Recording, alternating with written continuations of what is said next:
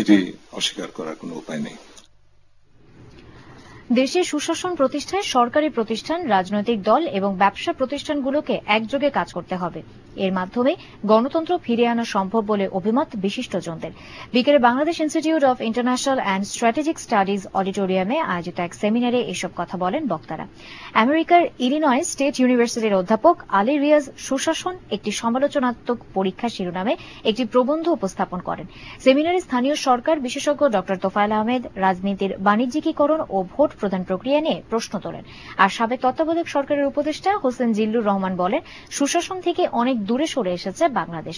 এজন্য সুশীল সমাজকে ভূমিকা রাখার আহ্বান জানান তিনি।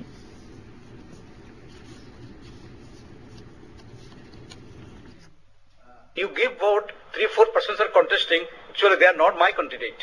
Why should I vote?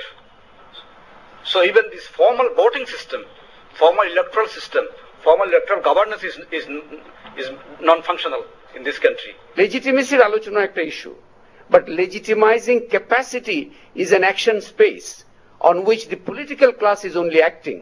Civil society actually unfortunately is not only playing catch up, in fact largely they are just কি বাদ আছে, কোথায় গ্যাপ আছে অতটুকুই শুধু তুলে আনতে পারছে। গণপূর্ত অধিদপ্তরকে আনুষ্ঠানিক চিঠি দিয়েছে দুর্নীতি দমন কমিশন দুদক। বিকেল ৩টার দিকে গণপূর্ত অধিদপ্তরের প্রধান প্রকৌশলী মোহাম্মদ